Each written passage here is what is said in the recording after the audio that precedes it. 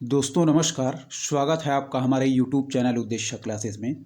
दोस्तों डेट है आज की 18 जनवरी 2024 और चलिए हम 18 जनवरी 2024 के कुछ महत्वपूर्ण करंट अफेयर्स के बारे में देख लेते हैं। ठीक है दोस्तों, चलिए देखें पहला करंट अफेयर क्या कह रहा है दोस्तों हमारा।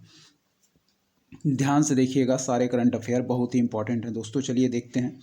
कह रहा है दोस्तों केंद्रीय मंत्री मत्स्य पालन, ठीक है, जो हमारे मत्स्य पालन के केंद्रीय मंत्री हैं दोस्तों श्री परषोत्तम रूपाला, क्या है, जो केंद्रीय मंत्री हैं मत्स्य पालन श्री परषोत्तम रूपाला, इन्होंने दोस्तों मछली की आबादी बढ़ाने के लिए तिरुवनंतपुरम के विजिजम में, क्या है, मछली की आबादी बढ़ाने के लिए तिरुवनंतपुरम के विजिजम में समुद्र तल में कृत्रिम चट्टानें यानी कि आर्टिफिशियल रीफ्स जमा करने की परियोजना शुरू की है। क्या है, समुद्र तल में दोस्तों यानी कि कृत्रिम चट्टानें बनाने की एक परियोजना की शुरुआत की है। ठीक है दोस्तों, और यह जो योजना है दोस्तों, यह प्रधानमंत्री मत्स्य पालन संपदा योजना के तहत 13.02 करोड़ के कुल परिव्यय के साथ कार्यान्वित की जा रही है। ठीक है, फिर से देखिए, कह रहा है दोस्तों कि केंद्रीय मंत्री जो हमारे मत्स्य पालन केंद्रीय मंत्री हैं श्री परषोत्तम रूपाला, इन्होंने दोस्तों मछलियों की आबादी बढ़ाने के लिए क्या किया है, तिरुवनंतपुरम के विजिनम में, क्या है, तिरुवनंतपुरम के विजिनम में दोस्तों समुद्र तल में कृत्रिम चट्टानें यानी कि आर्टिफिशियल रीफ्स बनाने की एक परियोजना की शुरुआत की है। क्या है, समुद्र तल में कृत्रिम चट्टानें यानी कि आर्टिफिशियल रीफ्स बनाने की एक परियोजना की शुरुआत की है। और यह जो परियोजना है दोस्तों, यह प्रधानमंत्री मत्स्य संपदा योजना जो है उसके तहत 13.02 करोड़ के कुल परिव्यय के साथ कार्यान्वित की जा रही है। ठीक है, याद रखिए, एक बार और देख लेते हैं कि जो हमारे केंद्रीय मंत्री मत्स्य पालन हैं यानी कि श्री परषोत्तम रूपाला जी, इन्होंने दोस्तों तिरुवनंतपुरम के विजिजम में, ठीक है, मछलियों की आबादी बढ़ाने के लिए समुद्र तल में कृत्रिम चट्टानें बनाने की एक योजना या परियोजना की शुरुआत की है। ठीक है दोस्तों, और यह जो दोस्तों हमारी योजना की शुरुआत की गई है, यह प्रधानमंत्री मत्स्य संपदा योजना के तहत 13.02 करोड़ के कुल परिव्यय के साथ कार्यान्वित की जा रही है। ठीक है दोस्तों, याद रखिएगा। चलिए देखेंगे दूसरा करंट अफेयर क्या कह रहा है हमारा, ध्यान से देखिए। दूसरा करंट अफेयर है दोस्तों, कह रहा है कि उपराष्ट्रपति जगदीप धनखड़ ने, क्या है, उपराष्ट्रपति जगदीप धनखड़ ने शांति के लिए एशियाई बौद्ध सम्मेलन की 12वीं महासभा का नई दिल्ली में उद्घाटन किया है। क्या है, उपराष्ट्रपति जगदीप धनखड़ ने दोस्तों शांति के लिए एशियाई बौद्ध सम्मेलन, क्या है, शांति के लिए एशियाई बौद्ध सम्मेलन की 12वीं महासभा, ठीक है, 12वीं महासभा का नई दिल्ली में उद्घाटन किया है। ठीक है, इसकी थीम क्या है दोस्तों, ABCP, क्या है, ABCP यानी कि Asian conference for Buddha peace. ठीक है, यहाँ क्या है, ABCP का फुल फॉर्म क्या हो जाएगा, Asian conference for Buddha peace. ठीक है दोस्तों, और इसका क्या है, Asian conference for Buddha peace the Buddhist voice of global south. ठीक है, क्या है, इसकी थीम ABCP यानी कि Asian conference for Buddha peace the Buddhist voice of global south. फिर देखिए, कह रहा है कि हमारे उपराष्ट्रपति जो जगदीप धनखड़ जी हैं, इन्होंने शांति के लिए एशियाई बौद्ध सम्मेलन की 12वीं महासभा का नई दिल्ली में उद्घाटन किया है, जिसकी थीम क्या है दोस्तों, तो ABCP यानी कि Asian conference for Buddha peace the Buddhist voice of global south. ठीक है दोस्तों, याद रखिएगा। फिर से देखेंगे कि हमारे जो उपराष्ट्रपति जी हैं जगदीप धनखड़, ठीक है, इन्होंने शांति के लिए एशियाई बौद्ध सम्मेलन, क्या है, शांति के लिए एशियाई बौद्ध सम्मेलन यानी कि Asian conference for Buddha peace, ठीक है, कि 12वीं महासभा का नई दिल्ली में उद्घाटन किया है। इसकी थीम क्या है, ABCP यानी कि Asian conference for Buddha peace the Buddhist voice of global south. ठीक है दोस्तों, याद रखिएगा। चलिए तीसरे करंट अफेयर की तरफ बढ़ते हैं दोस्तों। क्या कह रहा है, कह रहा है कि उपराष्ट्रपति जगदीप धनखड़ जी ने रसायन और उर्वरक मंत्री डॉक्टर मनसुख मंडाविया द्वारा लिखित पुस्तक fertilising the future Bharat march towards fertiliser self sufficiency नामक पुस्तक का विमोचन किया है। ठीक है, याद रखिए उपराष्ट्रपति जगदीप धनखड़ जी ने रसायन और उर्वरक जो मंत्री हैं हमारे दोस्तों मनसुख मंडाविया जी के द्वारा लिखित, डॉक्टर मनसुख मंडाविया जी के द्वारा लिखित पुस्तक, कौन सी पुस्तक है दोस्तों? तो याद रखिएगा नाम है फर्टिलाइजिंग द फ्यूचर। क्या है? Fertilising the future Bharat march towards fertiliser self sufficiency. ठीक है, इस पुस्तक का नाम है, ठीक है, याद रखिएगा, नामक पुस्तक का विमोचन किया है। ठीक है, और यह किसके द्वारा लिखी गई है? तो हमारे जो रसायन और उर्वरक मंत्री हैं डॉक्टर मनसुख मंडाविया जी के द्वारा। फिर देखिए कह रहा है कि उपराष्ट्रपति जगदीप धनखड़ ने रसायन और उर्वरक मंत्री डॉक्टर मनसुख मंडाविया द्वारा लिखित पुस्तक फर्टिलाइजिंग द फ्यूचर, क्या है? Fertilising the future Bharat march towards fertiliser self sufficiency नामक पुस्तक का विमोचन किया है। ठीक है, तो याद रखिएगा यदि पूछा जाए कि पुस्तक fertilising the future Bharat march towards fertiliser self sufficiency किसके द्वारा लिखी गई है, तो हमारे जो दोस्तों रसायन और उर्वरक मंत्री हैं डॉक्टर मनसुख मंडाविया जी के द्वारा। ठीक है, याद रखिएगा। चलिए चौथा करंट अफेयर देखेंगे क्या कह रहा है। कह रहा है दोस्तों विंग्स इंडिया 2024। ठीक है, याद रखिएगा क्या? विंग्स इंडिया 2024 कार्यक्रम 18 से 21 जनवरी के बीच, ठीक है, 18 से 21 जनवरी के बीच हैदराबाद के बेगमपेट हवाई अड्डे पर आयोजित किया जाएगा। ठीक है, याद रखिए आप लोग क्या कह रहा है कि जो विंग्स इंडिया कार्यक्रम है यानी कि 2024 का जो विंग्स इंडिया कार्यक्रम है दोस्तों, यह 18 से 21 जनवरी के बीच हैदराबाद के बेगमपेट हवाई अड्डे पर आयोजित किया जाएगा। ठीक है, यह जो कार्यक्रम है इसका आयोजन कौन कर रहा है दोस्तों? तो इसका आयोजन नागर विमानन मंत्रालय यानी कि जो हमारी सिविल एविएशन मिनिस्ट्री है और फिकी, ठीक है, और फिकी के सहयोग से भारतीय विमानन प्राधिकरण द्वारा आयोजित किया जा रहा है। ठीक है, याद रखिएगा हमारी जो नागर विमानन मंत्रालय है यानी कि जो हमारी सिविल एविएशन मिनिस्ट्री है और फिकी के सहयोग से भारतीय विमानपत्तन प्राधिकरण द्वारा आयोजित किया जा रहा है। फिर देखें ध्यान से, कह रहा है कि विंग्स इंडिया 2024 कार्यक्रम, ठीक है, 18 से 21 जनवरी के बीच हैदराबाद के बेगमपेट हवाई अड्डे पर आयोजित किया जाएगा। ठीक है, इसका आयोजन किसके सहयोग से किया जा रहा है?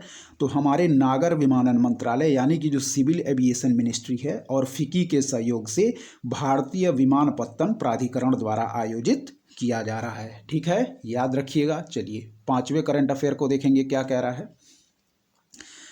कह रहा है दोस्तों जो हमारे राष्ट्रीय स्टार्टअप पुरस्कार 2022 प्रदान किए गए हैं, याद रखिएगा क्या है, जो राष्ट्रीय स्टार्टअप पुरस्कार 2022 प्रदान किए गए हैं उसमें दोस्तों जो हमारा मेघालय राज्य है उसको स्टार्टअप पारिस्थितिकी तंत्र के लिए शीर्ष प्रदर्शनकर्ता राज्य का पुरस्कार दिया गया है। क्या है? जो हमारा मेघालय राज्य है दोस्तों उसको स्टार्टअप पारिस्थितिकी तंत्र के लिए, क्या है, स्टार्टअप पारिस्थितिकी तंत्र के लिए शीर्ष प्रदर्शनकर्ता राज्य का पुरस्कार दिया गया है। ठीक है, चलिए फिर देखिए, कह रहा है कि जो हमारे राष्ट्रीय स्टार्टअप पुरस्कार 2022 प्रदान किए गए हैं दोस्तों उसमें हमारे पूर्वोत्तर के मेघालय राज्य को स्टार्टअप पारिस्थितिकी तंत्र के लिए शीर्ष प्रदर्शनकर्ता राज्य के पुरस्कार से सम्मानित किया गया है। ठीक है, फिर याद रखिए कि राष्ट्रीय स्टार्टअप पुरस्कार जो 2022 प्रदान किए गए हैं उसमें हमारे मेघालय राज्य को स्टार्टअप पारिस्थितिकी तंत्र के लिए दोस्तों शीर्ष प्रदर्शनकर्ता राज्य के रूप में सम्मानित किया गया है। ठीक है, याद रखिए। चलिए देखेंगे छठा करंट अफेयर क्या कह रहा है दोस्तों हमारा।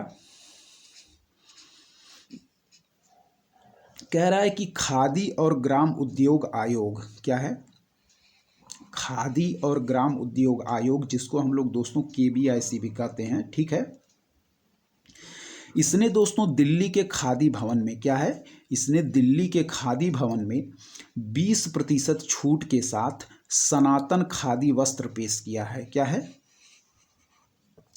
खादी और ग्राम उद्योग आयोग, ठीक ने, खादी और ग्राम उद्योग आयोग ने दोस्तों दिल्ली के खादी भवन में, क्या है, खादी और ग्राम उद्योग आयोग केवाईसी ने दिल्ली के खादी भवन में 20% छूट के साथ दोस्तों सनातन खादी वस्त्र पेश किया है। तो सनातन खादी वस्त्र दोस्तों किसने पेश किया है? इस खादी और ग्राम उद्योग आयोग ने। ठीक है, कहाँ पे? दिल्ली के खादी भवन में 20% छूट के साथ सनातन खादी वस्त्र पेश किया है। ठीक है, यह जो दोस्तों सनातन खादी वस्त्र है, इसका डिज़ाइन किसने तैयार किया है? तो इसका डिज़ाइन दोस्तों निफ्ट क्या है दोस्तों? National institute of fashion technology स्थित खादी सेंटर ऑफ एक्सीलेंस में तैयार किया गया है। ठीक है दोस्तों, याद रखिएगा।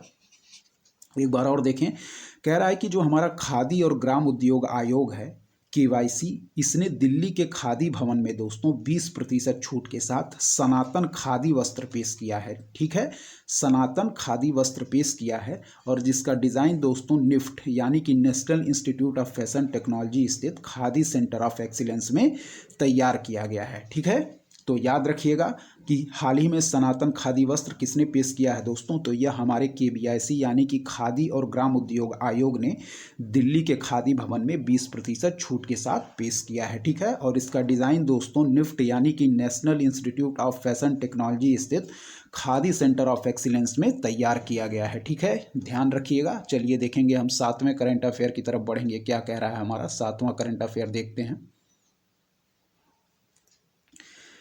चलिए देखिए दोस्तों, कह रहा है कि विश्व आर्थिक मंच, क्या है, वर्ल्ड इकोनॉमिक फोरम, विश्व आर्थिक मंच और तेलंगाना सरकार ने, ठीक है, कह रहा है कि विश्व आर्थिक मंच और तेलंगाना सरकार ने, ठीक है दोस्तों, विश्व आर्थिक मंच और तेलंगाना सरकार ने हैदराबाद में, क्या है, हैदराबाद में दुनिया का पहला, ठीक है, पहला है इसलिए इंपॉर्टेंट है दोस्तों, दुनिया का पहला स्वास्थ्य तकनीक और जीवन विज्ञान केंद्रित चौथी औद्योगिक क्रांति केंद्र, ठीक है, स्थापित करने के लिए सहयोग किया है। ठीक है, यानी कि C4IR, ये क्या है, centre for fourth industrial revolution. ठीक है, C4IR क्या है, centre for fourth industrial revolution. ठीक है, फिर देखिए, कह रहा है कि विश्व आर्थिक मंच और तेलंगाना सरकार ने हैदराबाद में दुनिया का पहला स्वास्थ्य तकनीक और जीवन विज्ञान केंद्रित चौथी औद्योगिक क्रांति केंद्र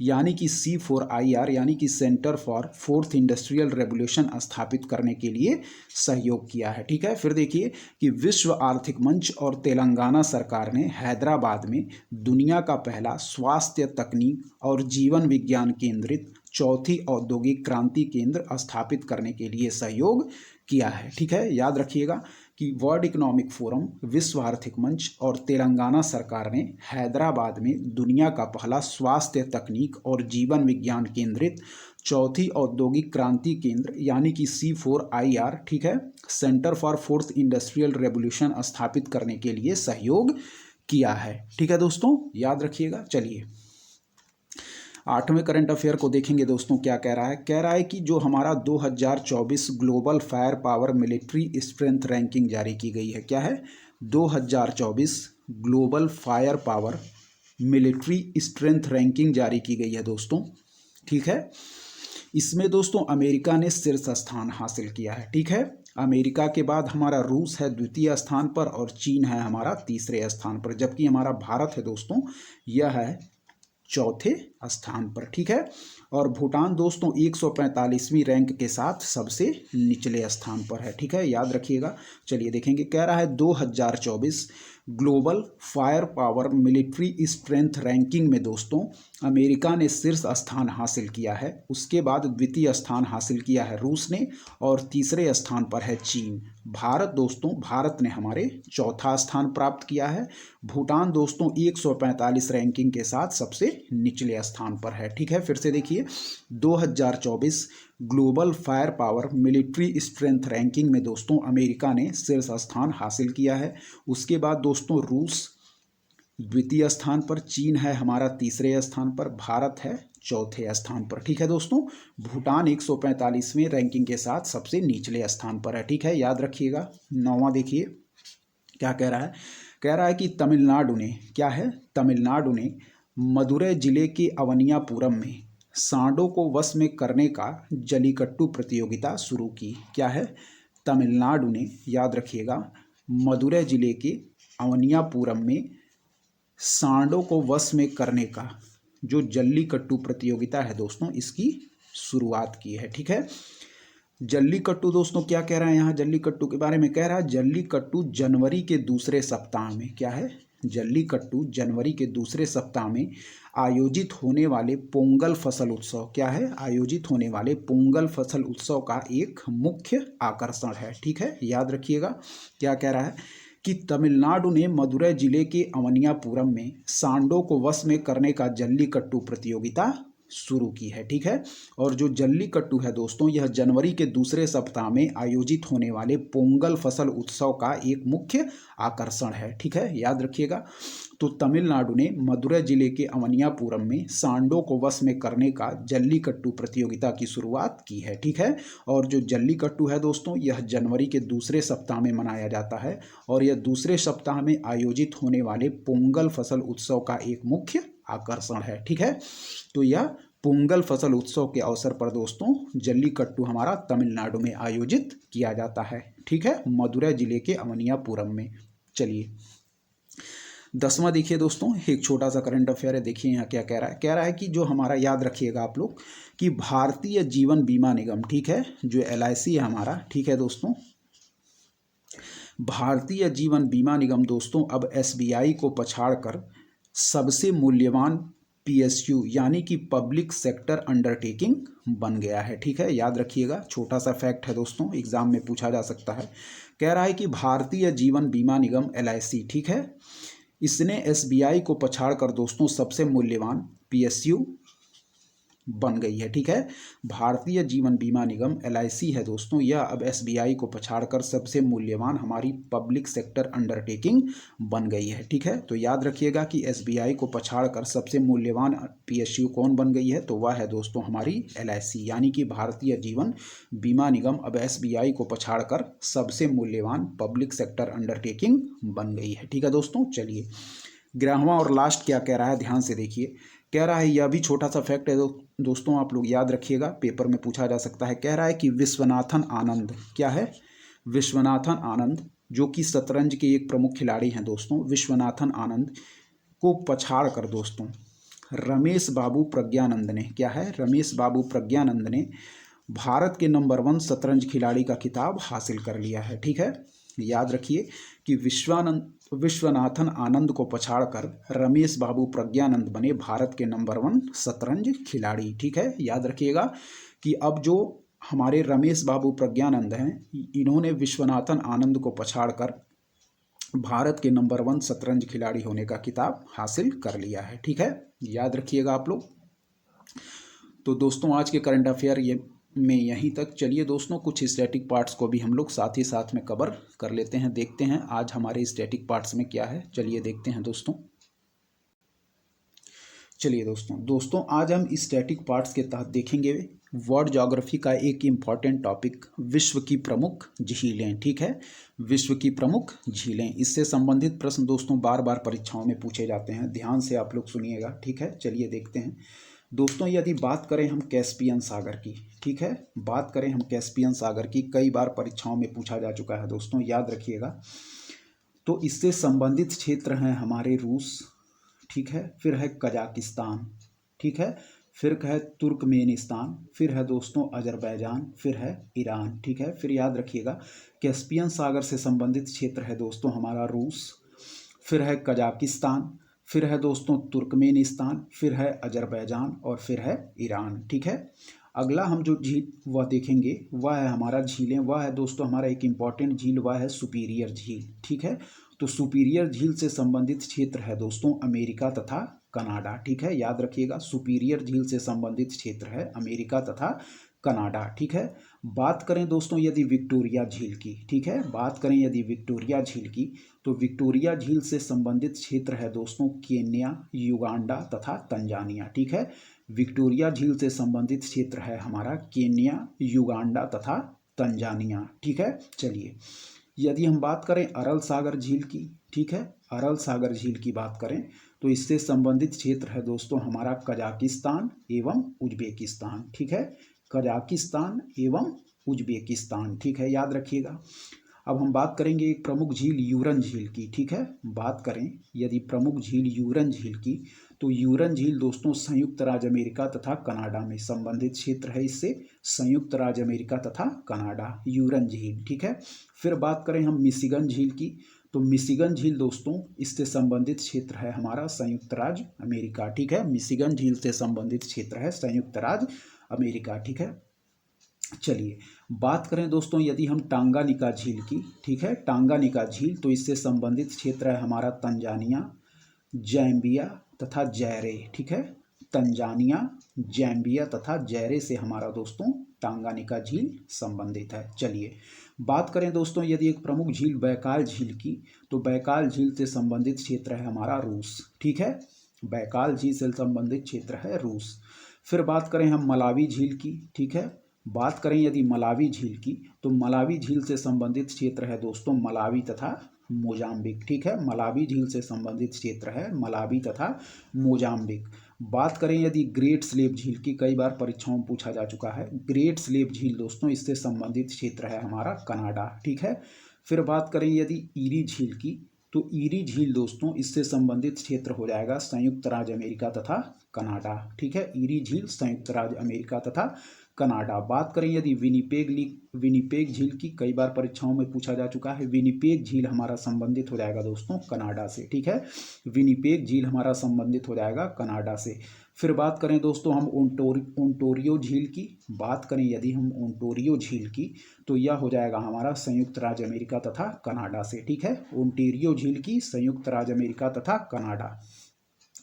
बात करें बाल्कस झील, कई बार परीक्षाओं में पूछा जा चुका है, बाल्कस झील है दोस्तों हमारा कजाकिस्तान से, इसका संबंधित क्षेत्र हो जाएगा कजाकिस्तान, ठीक है।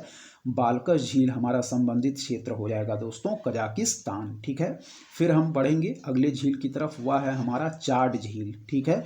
यदि चाड झील की बात करें दोस्तों, तो इससे संबंधित क्षेत्र हो जाएगा नाइजीरिया, नाइजर व चाड, कैमरून। फिर देखें यदि हम चाड झील की बात करें, तो इससे संबंधित क्षेत्र हो जाएगा दोस्तों नाइजीरिया, नाइजर व चाड व कैमरून, ठीक है, याद रखिएगा। चाड झील से संबंधित क्षेत्र हैं नाइजीरिया, नाइजर व चाड व कैमरून, ठीक है। चलिए बात करें दोस्तों यदि लडोगा झील की, कई बार परीक्षाओं में पूछा जा चुका है, तो लडोगा झील हो जाएगा दोस्तों हमारा रूस से, ठीक है। लडोगा झील हमारा संबंधित हो जाएगा रूस से, ठीक है। फिर याद रखिएगा एक और झील यदि ओनेगा झील की बात करें, तो यह भी हमारा संबंधित क्षेत्र हो जाएगा रूस से, ठीक है।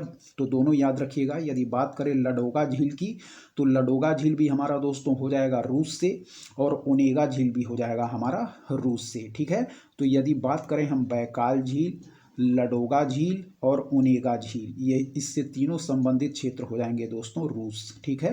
बैकाल झील, लडोगा झील और ओनेगा झील तीनों संबंधित क्षेत्र हैं रूस से, ठीक है। चलिए अगला हम बढ़ेंगे दोस्तों आयर झील, ठीक है। तो आयर झील से संबंधित क्षेत्र हो जाएगा ऑस्ट्रेलिया, ठीक है। आयर झील से संबंधित क्षेत्र हो जाएगा हमारा ऑस्ट्रेलिया, ठीक है। फिर हम बात करेंगे एक महत्वपूर्ण झील, बार बार परीक्षाओं में पूछी जाती है, टिटिकाका झील, ठीक है। तो टिटिकाका झील याद रखिएगा, यह पेरू और बोलीविया की सीमा पर स्थित है, ठीक है। टिटिकाका झील पेरू और बोलीविया की सीमा पर। फिर है हमारा निकारागुआ झील, तो निकारागुआ झील है दोस्तों, इससे संबंधित क्षेत्र है निकारागुआ, ठीक है। फिर हम बढ़ेंगे अगली झील की तरफ, अथाबास्का लेक, कई बार परीक्षाओं में पूछा जा चुका है, तो अथाबास्का झील है दोस्तों कनाडा, ठीक है। तो यदि हम बात करें दोस्तों विनिपेग झील की और अथाबास्का झील की, तो यह दोनों झील से संबंधित क्षेत्र हो जाएगा कनाडा, याद रखिएगा। विनिपेग झील और अथाबास्का झील इन दोनों से संबंधित क्षेत्र हो जाएगा हमारा कनाडा, ठीक है। फिर बात करें दोस्तों रेंडियर झील की, ठीक है। तो रेंडियर झील दोस्तों हमारा हो जाएगा यह भी कनाडा, ठीक है। तो रेंडियर झील, अथाबास्का झील और विनिपेग झील तीनों से संबंधित क्षेत्र कौन है, वह है कनाडा, याद रखिएगा। रेंडियर झील, अथाबास्का झील और हमारा दोस्तों विनिपेग झील, इन तीनों से संबंधित क्षेत्र हो जाएगा हमारा कनाडा। फिर हम बात करेंगे दोस्तों रुडोल्फ झील की, तो रुडोल्फ झील से संबंधित क्षेत्र हो जाएगा दोस्तों हमारा केन्या, क्या है, रुडोल्फ झील से संबंधित क्षेत्र हो जाएगा दोस्तों हमारा केन्या। फिर हम बात करेंगे इसिक कुल झील की, तो इसिक कुल झील दोस्तों हमारा स्थित है किर्गिस्तान में, ठीक है, याद रखिएगा। इसिक कूल झील, क्या है, इसिक कूल झील दोस्तों हो जाएगा हमारा किर्गिस्तान में। ठीक है, एक बार फिर हम जल्दी से रिकॉल करेंगे, ध्यान से सुनिएगा दोस्तों। ठीक है, चलिए ध्यान से देखिएगा।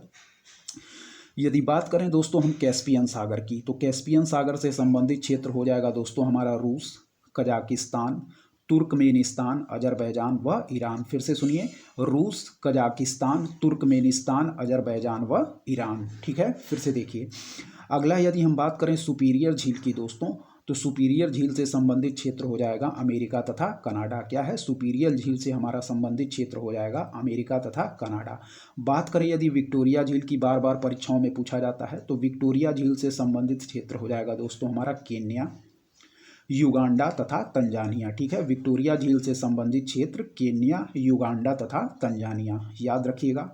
यदि बात करें दोस्तों हम अरल सागर झील की, तो अरल सागर झील से संबंधित क्षेत्र हो जाएगा हमारा कजाकिस्तान एवं उज्बेकिस्तान। क्या है, कजाकिस्तान एवं उज्बेकिस्तान, याद रखिएगा। फिर हम बात करें यूरन झील की, तो यूरन झील से संबंधित क्षेत्र हो जाएगा संयुक्त राज्य अमेरिका तथा कनाडा। क्या है, यूरन झील से संबंधित क्षेत्र हो जाएगा संयुक्त राज्य अमेरिका तथा कनाडा। फिर बात करें यदि मिशिगन झील की, तो मिशिगन झील से संबंधित क्षेत्र है हमारा संयुक्त राज्य अमेरिका। ठीक है, फिर यदि बात करें दोस्तों टांगानिका झील की, तो टांगानिका झील से संबंधित क्षेत्र हो जाएगा तंजानिया, जैम्बिया तथा जैरे। ठीक है, टांगानिका झील से संबंधित क्षेत्र तंजानिया, जैम्बिया तथा जैरे। ठीक है, बात करें बैकाल झील, तो रूस। ठीक है, बैकाल झील से संबंधित क्षेत्र की बात करें तो रूस हो जाएगा।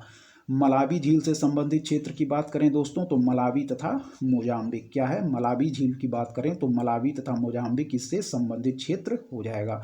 ग्रेट स्लेव झील की बात करें दोस्तों, तो यह हमारा कनाडा में। ठीक है, ग्रेट स्लेव झील से यदि संबंधित क्षेत्र की बात करें तो यह कनाडा हो जाएगा। ईरी झील की बात करें तो यह संयुक्त राज्य अमेरिका तथा कनाडा। ईरी झील की बात करें तो संयुक्त राज्य अमेरिका तथा कनाडा। ठीक है, विनिपेग झील की बात करें तो यह भी हमारा संबंधित क्षेत्र कनाडा से हो जाएगा। विनिपेग झील से संबंधित क्षेत्र कनाडा। ओंटारियो झील से संबंधित क्षेत्र हो जाएगा हमारा संयुक्त राज्य अमेरिका तथा कनाडा। ओंटारियो झील से संबंधित क्षेत्र संयुक्त राज्य अमेरिका तथा कनाडा। फिर बात करें बाल्खस झील की, बार बार परीक्षाओं में पूछा गया है, तो बाल्खस झील हो जाएगा दोस्तों हमारा कजाकिस्तान से। ठीक है, बाल्खस झील याद रखिए कजाकिस्तान, बाल्खस झील कजाकिस्तान। फिर बात करें हम चाड झील की, तो चाड झील दोस्तों हो जाएगा हमारा नाइजीरिया, नाइजर व चाड व कैमरून से। क्या है, चाड झील की बात करें तो यह हो जाएगा हमारा नाइजीरिया, नाइजर व चाड व कैमरून से संबंधित। ठीक है, फिर बात करें हम लडोगा झील की, तो लडोगा झील है दोस्तों हमारा रूस में। ठीक है, लडोगा झील की हम बात करें तो लडोगा झील से संबंधित क्षेत्र हो जाएगा रूस। फिर हम बात करें ओनेगा झील की, तो ओनेगा झील से संबंधित क्षेत्र हो जाएगा हमारा रूस। ठीक है, लडोगा झील भी रूस से और ओनेगा झील भी रूस से। ठीक है, बात करें यदि आयर झील की, तो आयर झील हो जाएगा हमारा संबंधित क्षेत्र ऑस्ट्रेलिया से। आयर झील से संबंधित क्षेत्र ऑस्ट्रेलिया। बात करें यदि टीटीकाका लेक की, तो यह हमारा बार बार परीक्षाओं में पूछा जाता है पेरू और बोलीविया की सीमा पर। टीटीकाका झील पेरू और बोलीविया की सीमा पर। निकारागुआ झील, तो निकारागुआ झील है दोस्तों निकारागुआ से संबंधित। ठीक है, निकारागुआ झील हो जाएगा निकारागुआ से संबंधित। अथाबास्का झील, तो अथाबास्का झील हो जाएगा दोस्तों कनाडा। ठीक है, अथाबास्का झील हो जाएगा संबंधित क्षेत्र कनाडा। ठीक है, फिर हम बात करें रेंडियर झील की, तो रेंडियर झील से संबंधित क्षेत्र हो जाएगा कनाडा। तो याद रखिएगा ग्रेट स्लेव झील, विनिपेग झील, अथाबास्का झील, रेंडियर झील, यह सभी दोस्तों कनाडा से संबंधित हैं। ठीक है, याद रखिए ग्रेट स्लेव झील की बात करें, चाहे विनिपेग झील की बात करें, चाहे अथाबास्का झील की बात करें, चाहे रेंडियर झील की बात करें, इससे सभी से संबंधित क्षेत्र हो जाएगा हमारा कनाडा। ठीक है, फिर बात करें दोस्तों रुडोल्फ झील की, तो यह हो जाएगा हमारा केन्या। ठीक है, रुडोल्फ झील हो जाएगा हमारा केन्या। फिर बात करें दोस्तों इसिक कुल झील की, तो यह हो जाएगा हमारा किर्गिस्तान। ठीक है, याद रखिए रुडोल्फ झील की बात करें तो केन्या से, और इसिक कुल झील की बात करें तो यह हो जाएगा हमारा किर्गिस्तान से। ठीक है दोस्तों, तो इस प्रकार हम लोगों ने विश्व की कुछ प्रमुख झीलों को आज स्टैटिक पार्ट्स में पूरी अच्छी तरीके से कवर कर लिया है। ठीक है दोस्तों, तो दोस्तों आज की करंट अफेयर वीडियोस में यहीं तक। यदि आपको हमारी करंट अफेयर्स की वीडियो पसंद आ रही है तो हमारे चैनल उद्देश्य क्लासेस 91 को दोस्तों ज़रूर सब्सक्राइब करें, लाइक करें, अपने दोस्तों के बीच शेयर करें और ऐसे ही पढ़ते रहें दोस्तों। धन्यवाद, जय हिंद दोस्तों।